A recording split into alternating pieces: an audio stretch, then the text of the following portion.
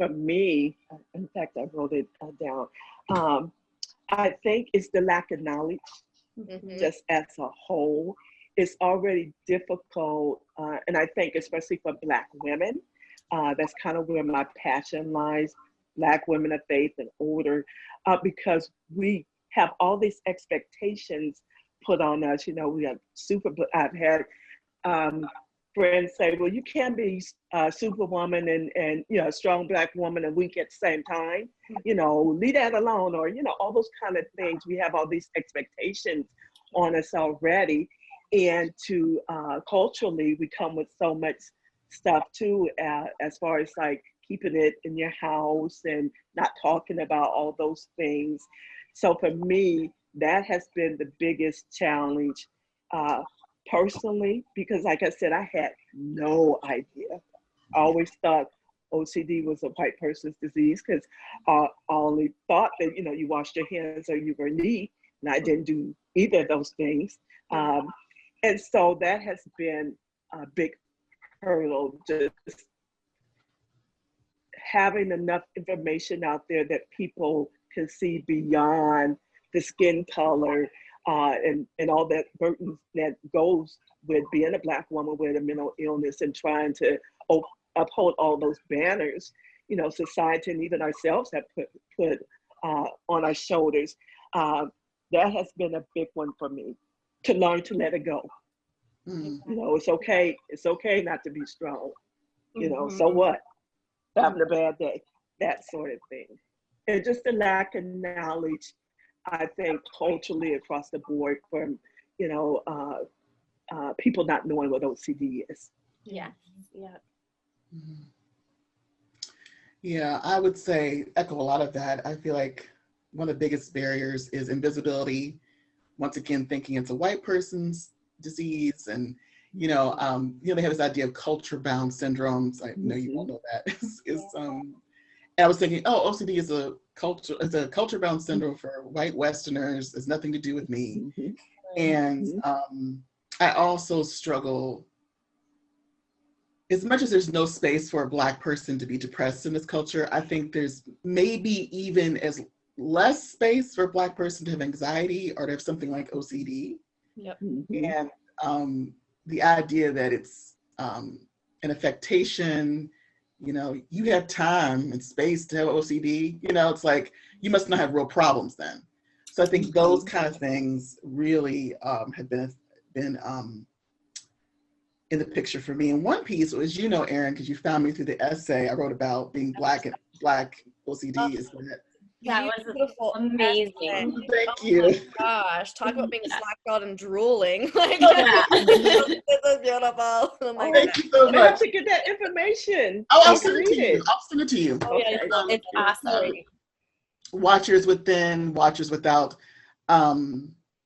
my Black OCD story. And I think what's hard is that so many features of our world about anti-Black surveillance. And so as a person with OCD, you're already doing, there's always surveillance you're worried about. Worried about, not everyone's OCD, but I think a lot of people struggle with internal kind of checking yourself, worried other people are checking you. And then as a Black person, you actually live in a society where this is happening. And that, you know, so that particular distorted, nightmarish hellscape of the social political reality, in addition to your own neurobiology, to me, that's one of the hardest, you know, collisions. Yeah, absolutely. Well, especially because, you know, OCD, its function is to try to protect us. You know, it's trying to do a good thing. And when you're already, you know, in a world, you know, where you're oppressed and you have to have that hyper responsibility to protect yourself in our society, you know, of course, like OCD feeds on that and just makes it, you know, and tries to cope with it. And as we know, kind of in, you know, not appropriate, not healthy ways, but your brain thinks it's trying to protect you. It's protecting you from being harmed, you know, from a world that you're more likely to be harmed. Could you talk a little bit more about that, Alma or Valerie, either of you, about kind of just like how, like, you know, just, you know, Black oppression or trauma or like historical trauma, how do you notice that affecting your OCD or just mental health in general? Well, I know for me, I didn't realize how much the racism in my past played a role in where I'm at today. And I wrote this article too. I told this story about when I was in 1968. I was 11 years old, and school integration was very much active. And I got chosen as one of the good, perfect little, Negro kids to go to this all-white school and to be bused. And I remember now when I think about it, even being 11 years old, I still had a sense of burden. Like I had to be perfect. Because I represent my family with a chosen few, and people are going to be talking about you, all those kind of things. But it was like, you got to be perfect, got to be perfect, got to be perfect. So during the ride, we were kind of prepped a little bit for it. So it wasn't like I was totally caught off guard. But I remember getting on the bus, and it was probably 30 of us going to the school I was bused off to. And in my mind, I'm thinking, gotta be perfect, gotta be perfect. I have my new little outfit on, my window pane stockings, they were fashionable. And I remember going through the day, and all I could think of, oh, I'm perfect, I'm doing good. Everything is going, nobody's laughing. My friend who they paired me up with as my helper, she was great. Everything was great. And I was going back to get back on the bus, and I was standing in line when the principal, who happened to be this, in my eyes, this giant man, he's probably 6 feet, white hair, really pretty blue eyes. He comes to the front of the line and he says, come here, little girl. He's pointing to me. So in my little mind, I'm thinking, oh, he's going to recognize I've been perfect. I did everything right, and he's going to tell everybody. And by this time, kids are going through the hallway and all of that. Now, it might be in my imagination, but as a kid, I felt like he just, with a booming voice, told me, do not come back wearing those things, pointing to my window pane stockings. Oh. And I remember even to this day feeling humiliated. And that was the first time I think I felt like my brown skin wasn't good enough, that somebody had said, you're not perfect. And in hindsight, even though I didn't recognize it then, I think that's when my OCD told me I wasn't perfect. Yeah. And that's still one of the things that I struggle with today, with being perfect, like in relationships. And I didn't realize that, until I went through all this therapy. But yes, it has played a big role in my life that I wasn't aware of.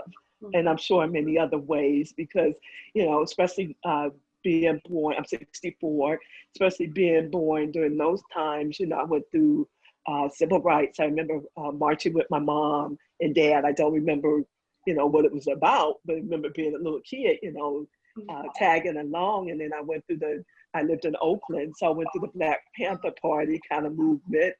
So all of those things have been done in real time for me. And so the racism has really always been there.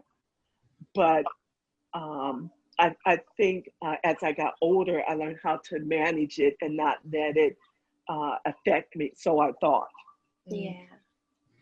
But yes, yes, it has, from a little girl.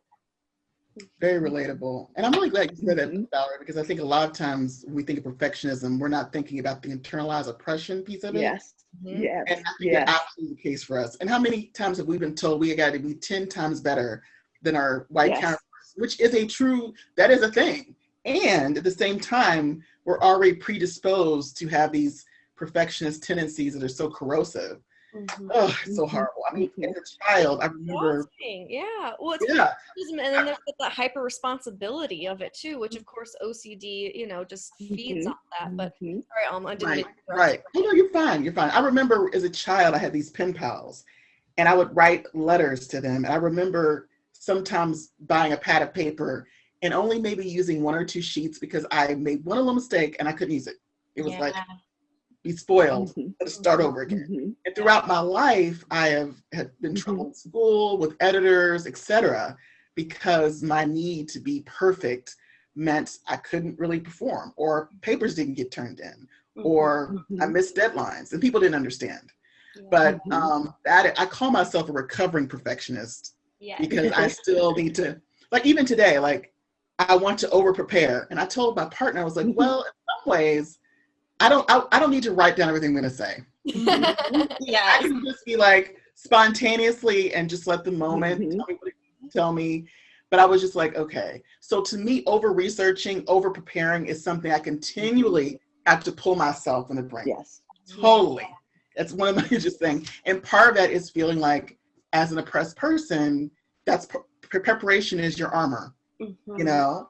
And so it's tricky, but it also is advised as well. And so something else I was going to say, that you mentioned Valerie, but it made me think of this, but I'm sure it'll come up again. But one other piece too, for me, part of my intrusive thoughts are about doing the right thing. So as a Black person, it's like you're being censured all the time in some way.